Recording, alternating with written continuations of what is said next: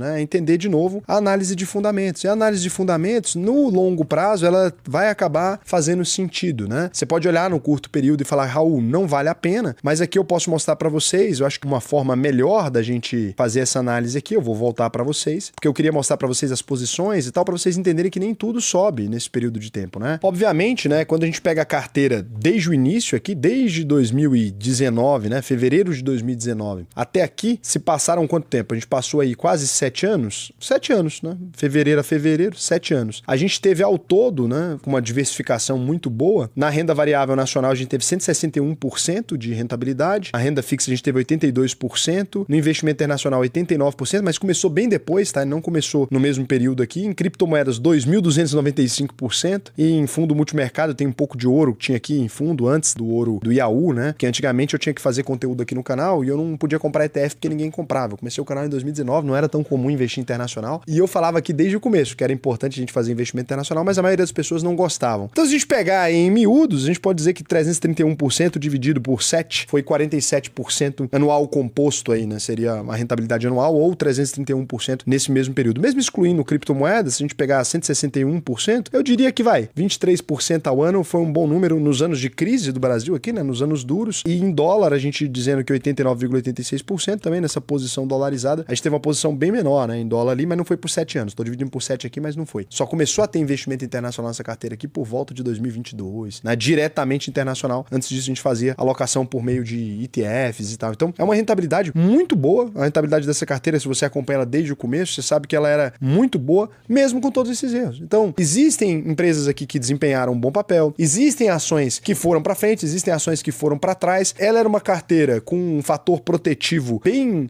menos agressivo, então eu tomava muitas posições de um risco maior, né? Inclusive por isso que eu parei de publicar essa carteira aqui no canal, porque muita gente acabava seguindo ela sem saber o que estava fazendo, mas a gente percebe que seguir uma estratégia que você se baseia na análise de ativos, na análise de risco, equilibra com relação à renda fixa, não fica só comprando renda variável, acaba se tornando uma alternativa muito mais interessante do que o investimento em algum tipo de bobagem, ou ficar, nossa, eu vou vender tudo, né? Claramente não teria compensado aqui fazer essa venda. Ah, não, Raul, mas em 2, 3 casos aqui compensou. Sim, mas isso tem mais a ver com as empresas do que com o fato do Brasil ter acabado ou não. E eu continuei comprando essas empresas, então meu preço médio foi diminuindo ainda. Aqui eu não fiz esse processo, né? Se você abrir aqui essa carteira, eu parei ela na época que eu parei de publicar aqui. Por quê? Porque eu espero daqui uns anos, né, voltar nela aqui. E eu deveria ter feito pelo menos o reinvestimento de dividendos. Então esse aqui tá sem o reinvestimento de dividendos depois do ano que eu parei de gravar, o que prejudicou imensamente a rentabilidade disso aqui, porque ele coloca os proventos aqui, mas o provento não tá indo para lugar nenhum. Depois que o provento é pago nessa carteira aqui, ele fica a Deus dará. Então ela não serve para utilizar, porque você teria um ganho imenso. Tanto é que a partir da data que eu paro de publicar, né, aqui no canal, ela vai ter um rendimento que vai ficando meio lento, né? Se você pegar aqui, porque acho que eu parei foi em 2023, eu não me lembro, mas aqui você vai perceber que ele não anda mais, porque a carteira não tá andando, porque não tá tendo reinvestimento de dividendos para ela continuar andando. Mas eu acho que mesmo assim ela serve aí como essa fonte de inspiração. Se a gente voltar na carteira que tá na corretora mesmo, né, teria uma rentabilidade ainda mais expressiva que essa. E eu queria dos alunos aqui da UVP, né, quem entrou na UVP nessa época, quanto tá a sua rentabilidade desde aquele período? Comenta aí para mim, né, quem entrou na UVP nesses anos aí, porque você vai ver que o rendimento de todo mundo tá incrível por conta dos anos que a gente teve agora, muito bons, né, para renda variável. A gente teve agora um período muito interessante, então comenta aí quanto tá a sua rentabilidade. Lembra que se você comprou ETF de renda fixa, né, o Alpo, ele fica listado em renda variável, é bem ruim, então atrapalha um pouco ali. Mesmo em época de eleição, né? Não, aqui a gente